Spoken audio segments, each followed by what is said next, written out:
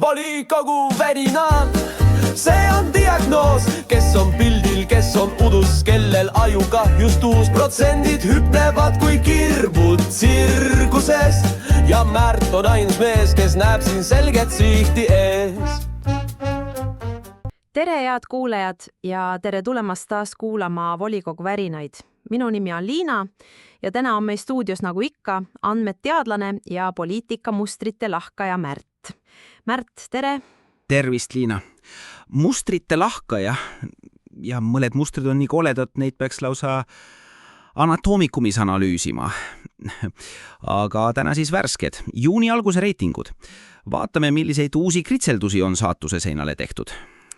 Alustamegi siis kõige värskematest kritseldustest. Kui maikuus Keskerakond justkui peatüstis, siis juuni alguseks on Isamaa taas napilt juhtpositsioonil 21,3%. Keskerakond on libisenud 19,9%. Märt, mis see meile ütleb? Tavapärane suvine tuuleke või on siin midagi sügavamat? Suvine tuuleke, Liina. See on sama pealiskaudne kui arvata, et Päästameti sireenitest oli lihtsalt helikunst. Ei, see on selge signaal.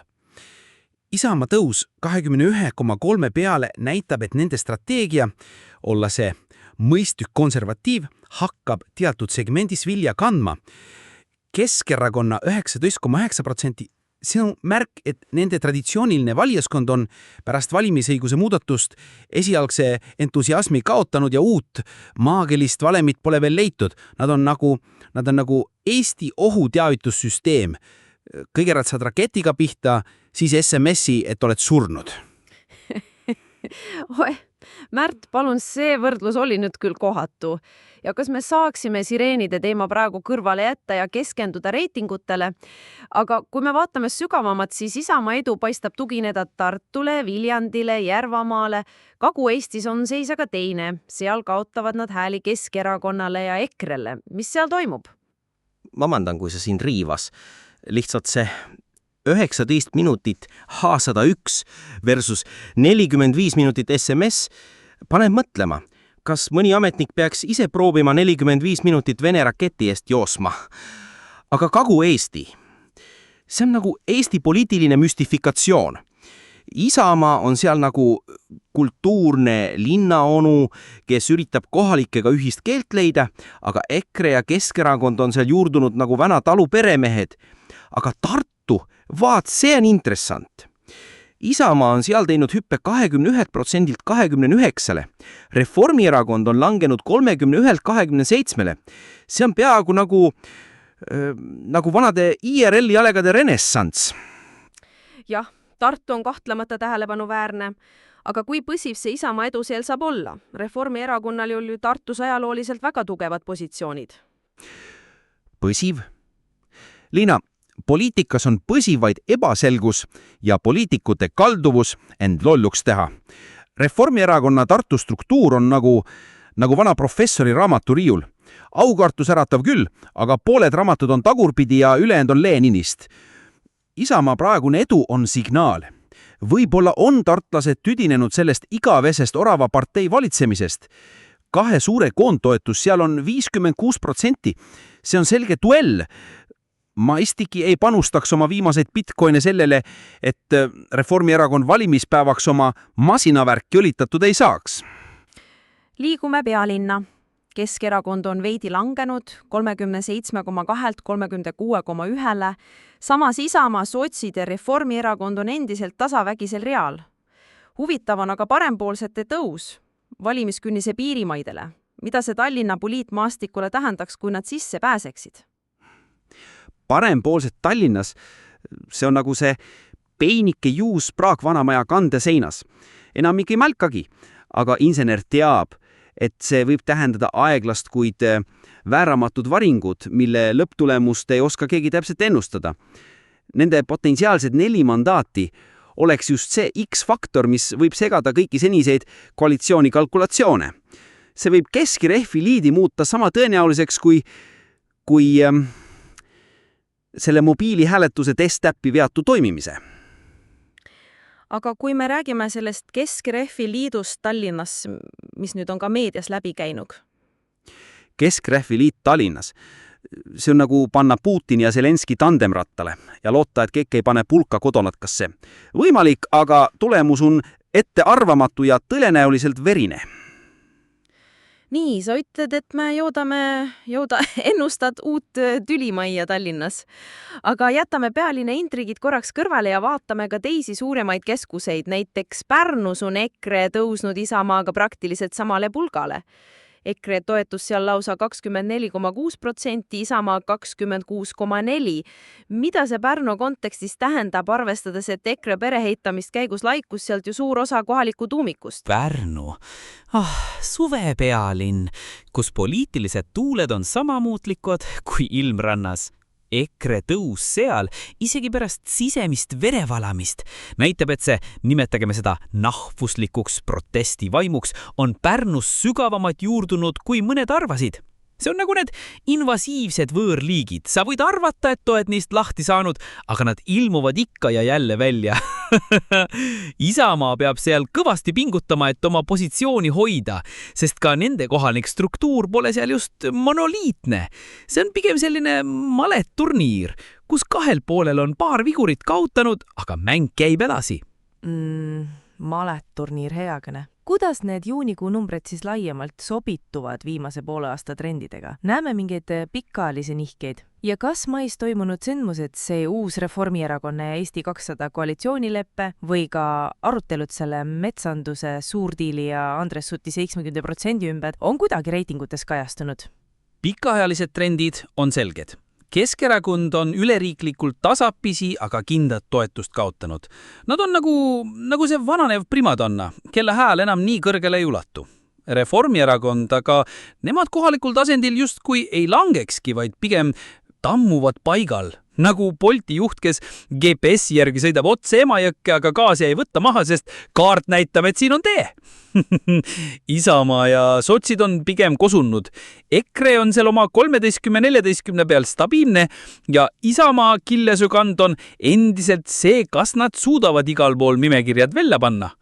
Maisindmused muidugi. Kui valitsus räägib kaitsekulude tõstmisest 5,4%-ni CKP-st, aga samal ajal RMK hävitab miljoneid kuuseistikuid, mida inimesed oleksid tahtnud võtta, siis see on pehmelt öeldes halb kommunikatsioon. Nagu öelda rahvale, et ostke pommivarjend, aga meil ole betooni. See uus koalitsioonileppe... Kristen Michali jutt, et maksusüsteem jääb lihtsaks ja ühtetauliseks, aga tasem kõrgemaks.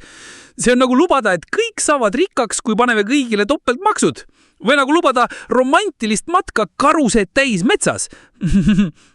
Mainisid Isamaa nimekirjade probleemi. See on ju võtmeküsimus, kui Isamaa tõesti tahab üle-eestiliselt võita. Sina oled oma analüüsis välja toonud, et nad peaksid olema esindatud umbes 70 omavalitsuses, et praegust reitingut hoida. 2021 olid nad väljas vaid 46. See on suur väljakutse. Gigantlik. See on nagu proovida ehitada Tallinna-Tartu kiirteed ühe ainsa labidaga. Idee on ambitsioon, aga vahendid. Ja mis see võitmine KV valimistel üldse tähendab? Kas enim hääli, enim kohti volikogudes või enim võite konkreetsetes omavalitsustes? Need on 3 eri asja. Valimisliidud võivad vabalt napsata enim esikohti valdades, isegi kui Isamaa saab enim hääli. Kes siis võitis? See on filosoofiline küsimus pealigu. Valimisliidud on tõesti kohaliku valimiste musthabune. Nende toetus on praegu küll langenud 11,4, aga nagu sa ütlesid, nimekirjade selgudes võib pilt muutuda. Täpselt. Valimisliidud on nagu Põlva haiglas sünnitusosakonnas. Kunagi ei tea, mis värvi laps. Märt, see on kohutav. Nii saa ju rääkida. Palun proovime rahulikumat. Meil hakkab aeg paraku otsa laanema.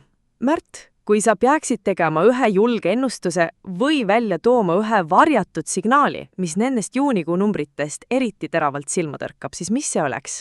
Ennustus? Ma ütleks nii, et ärge alahinnake Keskerakonna võimet end uuesti kokku võtta, eriti Tallinnas. Nad on nagu see tüüp Lasnamäel, kellelt 3 korda kotti ole võttud, aga ikka veel usub inimestesse. Teiseks, valimisliitude pegelik jõud selgub alles sügisel. Need on need tõelised kaardisegajad. Ja see parempoolsete võimalik edu Tallinnas, see võib olla see pisike saide, mis süütab suurema tulekahju. Või siis kustub vaikselt nagu see lootus, et järgmine sireenitest olestub paremini. Üldiselt on terve see poliitiline maastik on nagu Kopli liinid. Kõik teavad, et ohtu, aga ikka lähevad. oi jah, need on värvikad mõtted, Märt. Aitäh sulle nende teravate tähelepanekute eest. Tänane volikogu värinad on selleks korraks lõppenud. Järgmise korrani. Järgmiste plahvatusteni või värinateni, oleneb, kus see tuleb. erakonnad. Kruuks, kruuks, kruuks. Riigikogus, volikogus kõiki ootab võit, kitsas ring, rahva võim, reiting, võidujooks, sping, intriig, vabadus. Sind, minister, kantslerite voodoo tabab rapis skeletid ja sahtlis nugu. Elad, nõelad, vaata ette, et sa ei tugu. Ärgates midagi puudu või valesti läinud.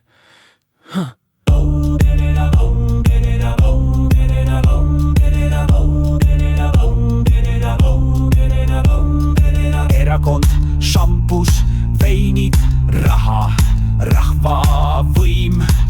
President rippu raamis seintel kui käte rätt. Nagu maskot, nii ilus, nii tühi. Nii ilus, nii tühi. Nii ilus, nii tühi.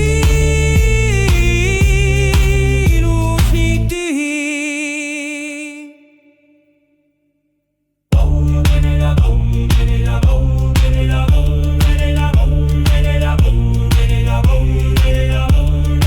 Juhidig riigi kindla käega. Pole parimad annad kuulsust, rahad, et haarad ite taha uumärge trotsid, kuni havi käis sul kantud maha.